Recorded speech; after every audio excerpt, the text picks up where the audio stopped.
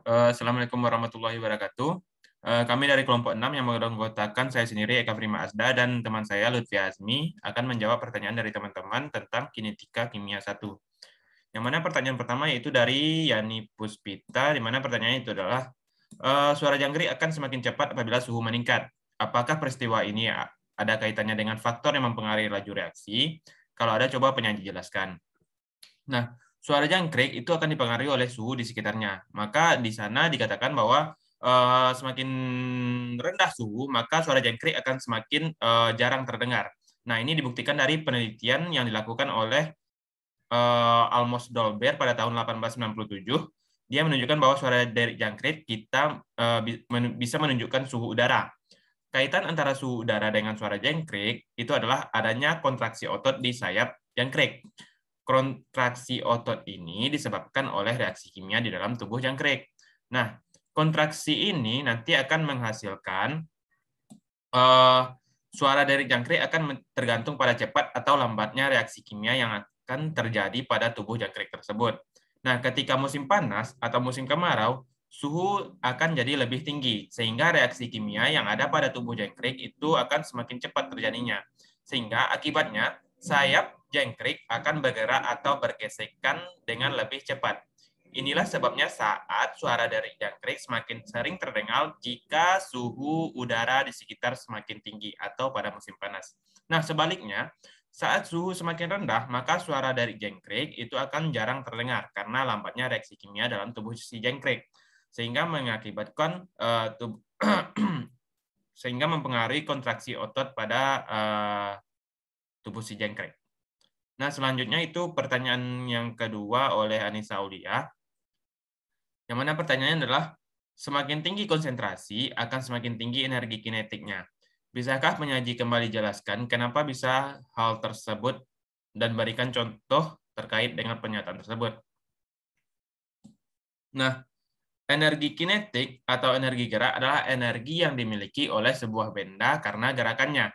Energi kinetik sebuah benda didefinisikan sebagai usaha yang dibutuhkan untuk menggerakkan sebuah benda dengan massa tertentu dari keadaan diam hingga mencapai kecepatan tertentu.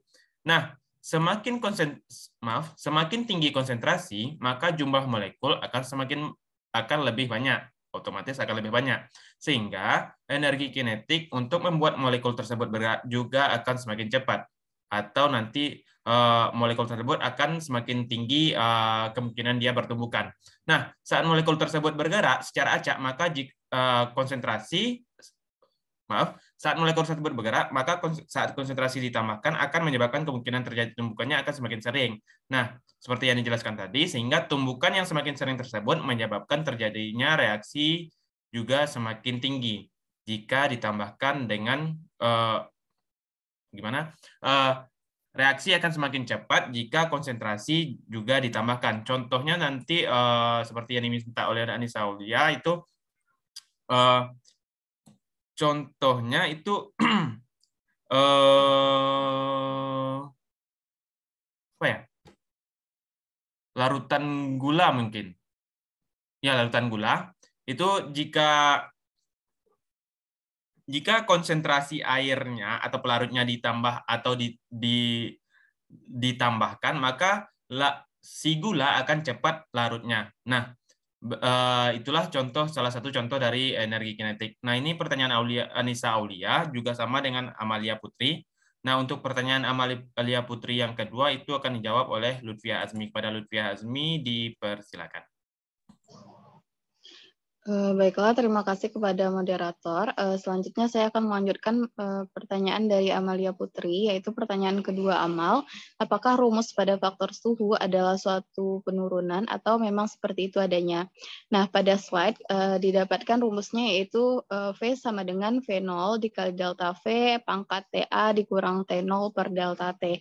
Nah, rumus di atas tersebut ialah didapat melalui percobaan, jadi bukan merupakan suatu penurunan rumus.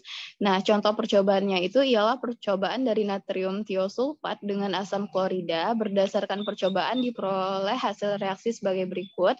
Nah, di sana terdapat reaksinya natrium tiosulfat direaksikan dengan asam klorida menghasilkan NaCl, H2O, SO2, dan sulfur. Nah, berdasarkan tabel percobaan didapatkan bahwa setiap kenaikan 10 dari hasil percobaan, ternyata setiap kenaikan temperatur 10 derajat Celcius, reaksinya itu berlangsung 2 kali lebih cepat. Nah, pada umumnya, laju reaksi menjadi 2 kali lebih besar. Jadi, kesimpulannya berdasar rumus tersebut didapatkan berdasarkan percobaan, bukan melalui turunan rumus seperti itu. Nah, selanjutnya nyambung ke pertanyaan Rosi Evliana yang mana pada pengaruh suhu terdapat rumus tadi. Coba penyaji jelaskan penggunaan rumus tersebut.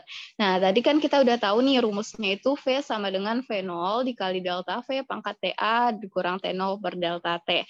Nah, contoh soalnya, suatu reaksi berlangsung 2 kali lebih cepat setiap temperatur dinaikkan 10 derajat Celcius.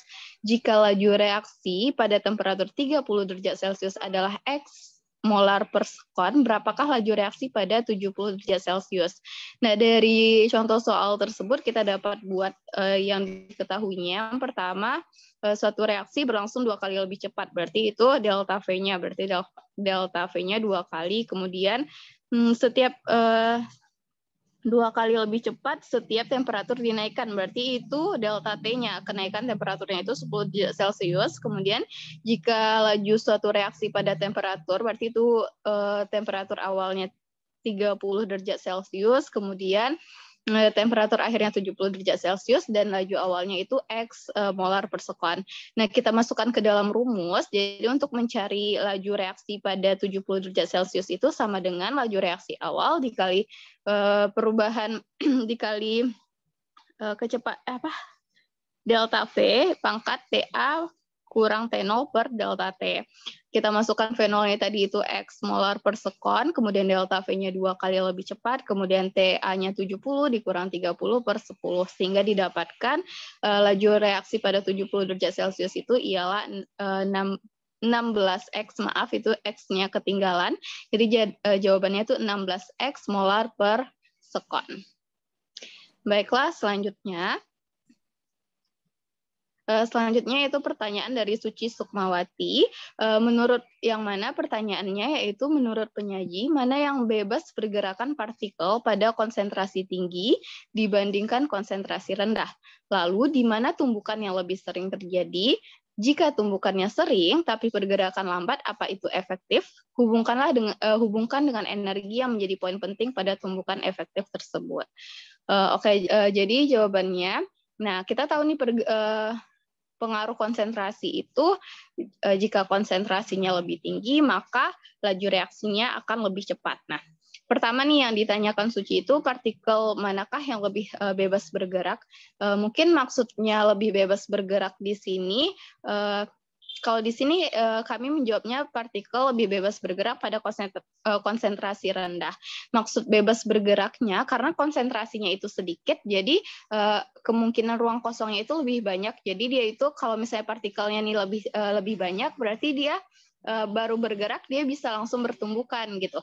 Nah, kalau misalnya partikelnya itu sedikit pada konsentrasi rendah, jadi dia itu lebih lama baru bertumbukan seperti itu. Jadi lebih lama dia bergerak baru dia bisa bertumbukan. Jadi mungkin partikel lebih bebas bergeraknya itu maksudnya seperti itu. Jadi pada konsentrasi yang rendah, kemudian tumbukan lebih sering terjadi yang pada konsentrasi yang mana? Tadi pertanyaan keduanya. Jadi tumbukan itu lebih sering terjadi pada konsentrasi yang tinggi karena semakin tinggi konsentrasi jumlah partikelnya akan semakin banyak sehingga kemungkinan terjadinya tumbukan juga akan semakin besar. Jadi semakin sering tumbukan itu terjadi. Nah, yang selanjutnya pertanyaan Uci tadi, apa tadi pertanyaan? Coba kembali dong ke slide sebelumnya pertanyaannya. Pertanyaan ketiga itu, jika tumbukannya sering tapi pergerakan lambat, apa itu efektif? Nah, yang harus diketahui, tumbukan efektif itu memiliki dua syarat, yaitu orientasinya tepat dan memiliki energi yang cukup. Nah, maksud orientasi tepat itu, dia itu tepat sasarannya, seperti itu. Misalnya dia ingin H2, antara H dengan O itu memang dia yang saling bertumbukan sih itu, sehingga membentuk ikatan. Nah, memiliki energi yang cukup, dia itu energinya itu cukup untuk membentuk suatu reaksi. Jadi kalau misalnya nih posisinya sudah tepat, tapi ternyata energinya kurang, tidak akan terbentuk suatu reaksi. Jadi tumbukannya itu tidak efektif. Demikian pula sebaliknya, bila energinya itu sudah cukup, sudah kuat nih, sudah besar, tapi orientasinya dan posisinya tidak tepat, jadi juga tidak akan terjadi tumbukan seperti itu. Nah, selanjutnya yaitu pertanyaan dari Yulia Asriwarlinda, di mana bagaimanakah hubungan antara energi aktivasi dengan entalpi pembentukan terhadap laju reaksi, dan mengapa entalpi pembentukan tanpa dan menggunakan katalis pada gambar itu sama. Nah, di sini Yulia menanyakan pada slide katalis di sini. Nah, di sini dapat kita lihat, mungkin di sini gambarnya ada yang tanpa katalis dan dengan katalis. Mungkin coba slide selanjutnya, moderator. Oke. Nah, ini sebenarnya gambarnya sama aja, sama ada yang dengan katalis dan tanpa katalis. Nah, sebelumnya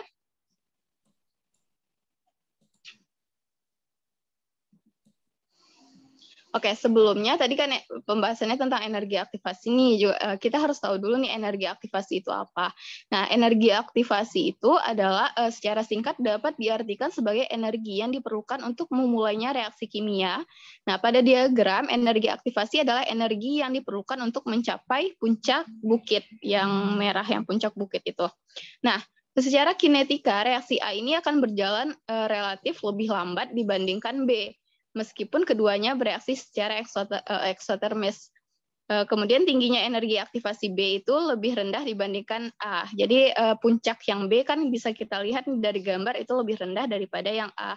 Nah, semakin rendah atau puncaknya itu, maka itu disebut juga energi aktivasinya itu akan semakin rendah.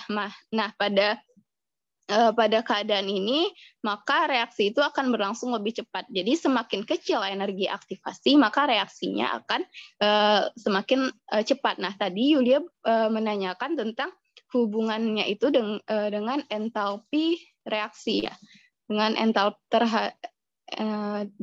dengan entalpi reaksi. Nah, sebelumnya kita bahas dulu nih entalpi reaksi itu. Entalpi reaksi itu lepaskan atau diperlukan ketika reaksi terjadi. Jadi sebenarnya tidak ada hubungan antara energi aktivasi dengan entalpi tadi. Kenapa? Karena entalpi itu akan tetap sama.